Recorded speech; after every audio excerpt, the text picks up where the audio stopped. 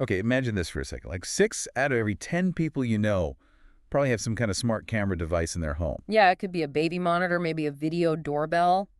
Right, or even built into the TV now. But here's the slightly unsettling part. Mhm. Almost 8 out of those 10 owners, they're actually worried someone might hack into them. And it's not just, baseless worry. There was that big incident back in 2020. Oh, yeah, in Singapore, right. Exactly. Tens of thousands of home cameras got compromised, and private images, well, they ended up being shared online, not private at all anymore. That's chilling. And we're not just talking about the old school CCTV cameras either, are we? No, no, not at all. It's this whole range of connected things. You mentioned baby monitors, doorbells, Hmm. but also smart TVs, those little robot vacuums mapping your house. Pet feeders, Uh, even smoke alarms. Pet feeders, smoke alarms, the smart hubs that kind of control everything. It's a huge ecosystem. And demand is way up.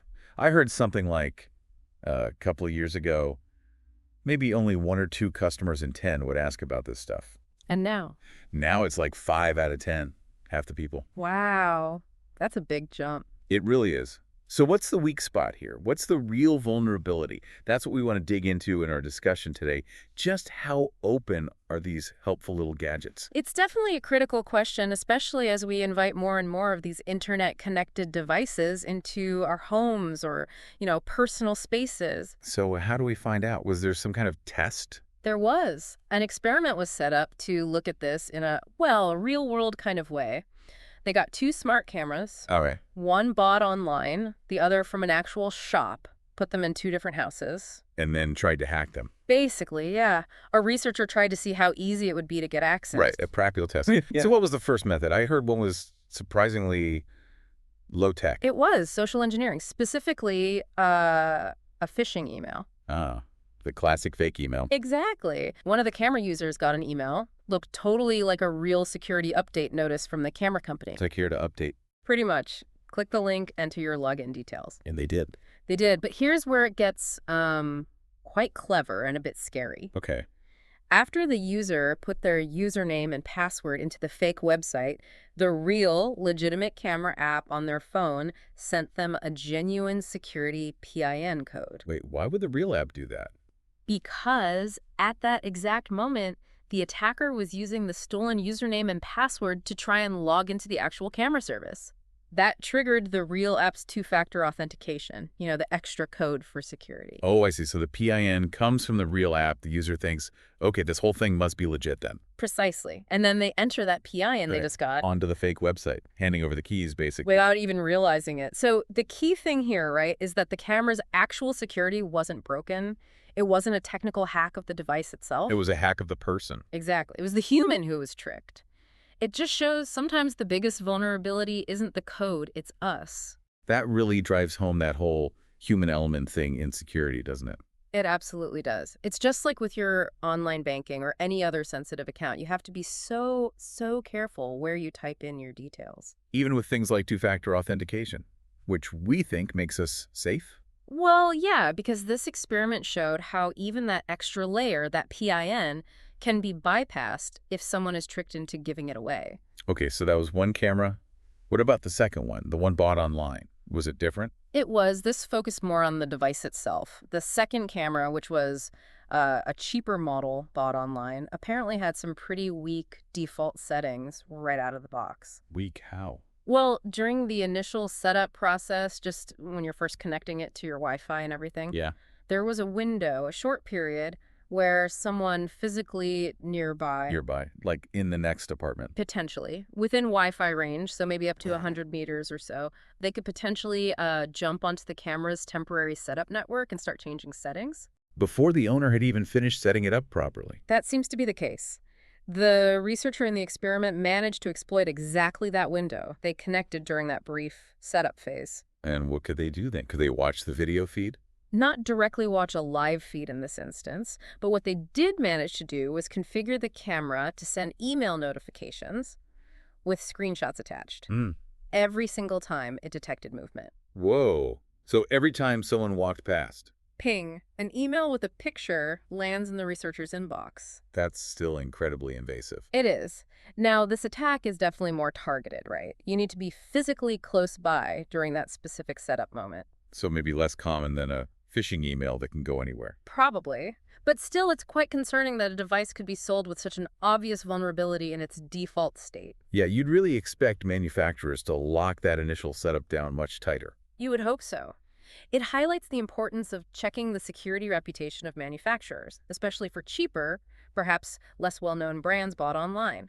Okay, so they proved it's possible through trickery or exploiting bad defaults. Yeah. But why? What's the actual point for an attacker? What do they gain from hacking my doorbell camera or my baby monitor?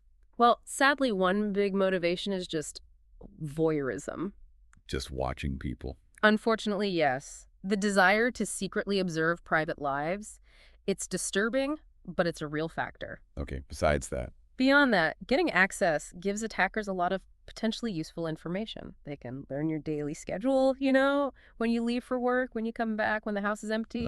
So reconnaissance for a burglary. Exactly. They can figure out the best time to break in. They might even be able to see inside and spot valuables, figure out the layout. That's pretty unsettling. What about those doorbell cameras specifically? They sit right outside. Right. Doorbell cameras are interesting. They're meant to be a security feature, but they're also inherently designed for remote access, so you can see who's there on your phone. True. If an attacker gets control of that, and if it happens to be linked to a smart lock, They could unlock your door remotely. it's potentially possible, yes. And think back to that phishing attack. If they gain access to an indoor camera, maybe one looking towards your front door area, they might be able to see you typing in the code for your smart lock or alarm system. Oh, wow. So physical security is at risk, too. It feels like one little breach could spread, That's a really critical point. You mentioned the ecosystem earlier. Right. All these devices connected together. Many smart homes have lots of devices all managed through one app, often connected to the same Wi-Fi network. If an attacker compromises just one device, say, that vulnerable camera, it can act like a gateway. It can give them a foothold onto your entire home network. How? Well, for one thing, some devices, especially cheaper ones, might store your Wi-Fi password insecurely. If the attacker gets into the camera, they might be able to pull out that password. And then they have the key to your whole network. Essentially, yes. Access to everything else connected, your computers, your phone when it's on Wi-Fi, other smart devices. The camera becomes the foot in the door. So it's not just about someone watching through the camera lens. Yeah. It's about that camera becoming a launch pad for bigger attacks. Precisely. And they actually demonstrated this wider risk in the experiment too, didn't they? Yeah, I think so. They set up like a typical home network. Exactly. A router, various smart devices connected. And once they got access to that one vulnerable camera, the one that hadn't been patched, What could they do? using a simple script, they showed they could then control other devices on that same network. Like what? Like turning smart plugs on and off remotely? Turning lights on and off. Yeah. Or anything plugged into those smart plugs. Yep. Lamps, appliances, whatever's connected. The hacked camera basically became a sort of command center for the network. That is really quite disturbing. It is, because from that initial entry point, the camera, they can then start pinging other devices on your network, sort of knocking on their digital doors to see if they have any weaknesses too. So it's like a chain reaction. Yeah. One weak link compromises everything. Potentially, yes. A small flaw in one gadget could cascade and give an attacker broad control over your smart home. And think about your laptop, connected to that same Wi-Fi. Yeah. If the network itself is compromised because of the camera, suddenly the data passing to and from your laptop could potentially be intersected too. Sensitive stuff. Yep. Banking details, emails. Okay, this is definitely making me rethink a few things. Yeah. So what can we actually do? What are the security folks recommending? I know Singapore's cybersecurity agency, the CSA, has some guidelines. They do. They've introduced something called the Cybersecurity Labeling Scheme, or CLS. A labeling scheme, like for energy efficiency. Kind of, yeah. But for cybersecurity, it's designed to help you, the consumer, spot products that have had some level of security assessment. So you look for a label on the box. How does it work? Is it like a rating? Exactly. It's a star rating system, from 1 star up to 4 stars. 4 is the best, obviously. Okay, what do the stars mean? So level 1, 1 star, means it meets some basic requirements like encrypting your password, minimum stuff. Level 2 adds more. It means data stored on the device or sent over the internet should be encrypted, and the maker has to tell you what data they collect. Better. What about level 3? Level 3 means it's been checked for known security holes, known vulnerabilities, and none were found at the time of testing. Getting serious now. And level 4. That's the top tier. Level 4 means the device has actually undergone simulated hacking attempts, penetration testing, to check its resistance against common attacks. Sounds really useful. Are many products actually labeled? It's growing. They said around 650 products have the label so far. That includes things like Wi-Fi routers and these IP cameras, the home CCTV type things we've been talking about. And did the cameras in the experiment have labels? Interestingly, yes. The one that was hacked using the phishing email, that only had a level 1 label. Okay. And the cheaper one, the one with the vulnerable setup process, that one had no label at all. Huh. So the label, or lack of one, might actually tell you something important about its security. It certainly seems plausible, yeah. It suggests looking for those labels could be a worthwhile step when you're buying. Okay, good tip. But what if? Hmm. What if you suspect something's already gone wrong? You think maybe your camera's been compromised. What do you do then? Right, good question. First thing, don't panic, but act fast. Immediately disconnect that device from your network. Unplug it from the Wi-Fi. Cut off their access. Exactly. Then it's really advisable to report it. Tell the manufacturer, maybe report it to the police or the cybersecurity agency in your country. Let them know. Okay. And because you don't know what software might have been installed on it, doing a full factory reset of the device is crucial. Wipe it clean. Start fresh. Yes, and after resetting, immediately check for any security updates or patches from the manufacturer and install them before you reconnect it. Got it. Disconnect, report, reset, update. Sensible steps. So, boiling it down, what are the main practical things listeners should take away to keep their smart homes safer from the get-go?